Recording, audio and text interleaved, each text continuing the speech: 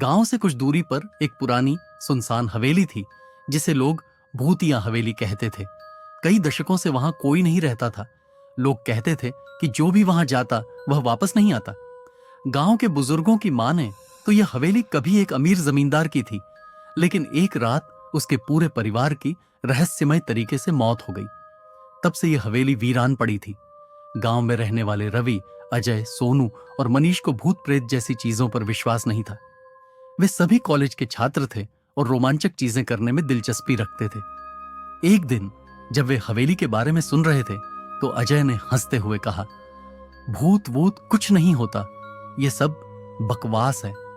रवि ने चुनौती भरे अंदाज में कहा, अगर हम सच में जानना चाहते हैं कि यह हवेली सच में भूतिया है या नहीं तो हमें खुद वहां जाना चाहिए।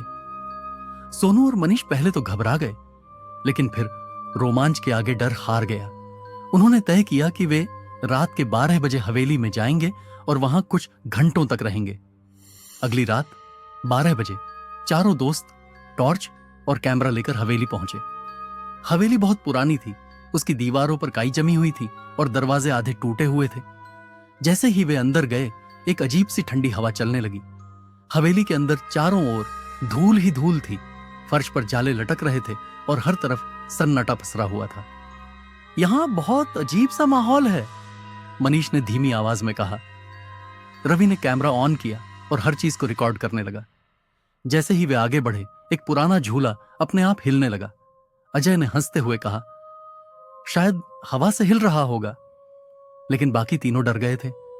जैसे ही वे हवेली के अंदर के बड़े हॉल में पहुंचे, उन्हें ऐसा लगा कि कोई धीरे धीरे फुसफुसा रहा है। तुम्हें भी कोई आवाज सुनाई दी? सोनू ने घबराते हुए पूछा।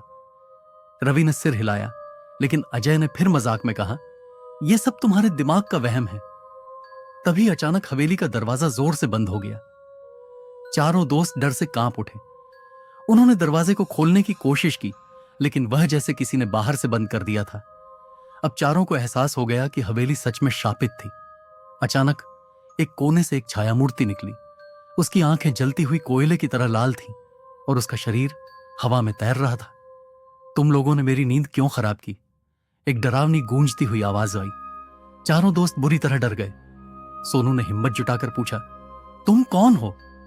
भूत ने जवाब दिया, मैं इस हवेली का मालिक जमींदार वीर सिंह हूं। मुझे और मेरे परिवार को हमारे नौकरों ने मार डाला और तब से मैं यहां कैद हूं। चारों दोस्त डर से कांप रहे थे, लेकिन रवि ने हिम्मत जुटाकर पूछा, हम आपकी मदद कैसे कर सकते हैं? भूत ने कहा, मेरे परिवार की आत्माएं इस हवेली के तहखाने में कैद हैं। अगर तुम उन्हें मुक्त कर सको तो मैं तुम्हें कोई नुकसान नहीं पहुंचाऊंगा। चारों दोस्तों ने हिम्मत जुटाई और तहखाने की ओर बढ़े। तहखाने का दरवाजा जंग लगा हुआ था, लेकिन किसी तरह उन्होंने उसे खोला। अंदर अंधेरा था और बहुत अजीब सी गंध आ रही थी। जैसे ही वे अंदर पहुंचे, उन्हें दीवारों पर खून के धब्बे दिखे।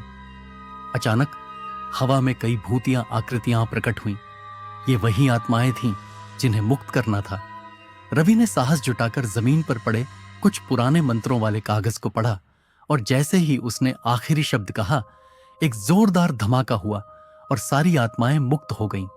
जैसे ही आत्माएं मुक्त हुईं, हवेली की दीवारें हिलने लगीं। जमींदार वीर सिंह की आत्मा ने एक हल्की मुस्कान दी और कहा, अब मैं मुक्त हूं, धन्यवाद। और देखते ही देखते वह गायब हो गया।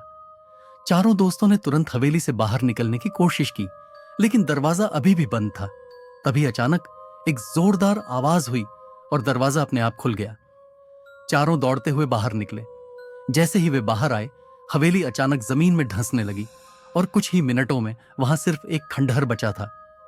अगली सुबह जब गांव वालों को इस घटना के बारे में पता चला तो वे हैरान रह गए। जो हवेली दशकों से खड़ी थी, वह एक ही रात में कैसे गायब हो गई? रवि, अजय, सोनू और मनीष ने गांव वालों को पूरी कहानी सुनाई। कुछ लोगों ने विश्वास किया तो कुछ ने इसे महज एक गप्प समझा। लेकिन एक बात तो तय थी, अब हवेली का डर हमेशा के लिए खत्म हो चुका था।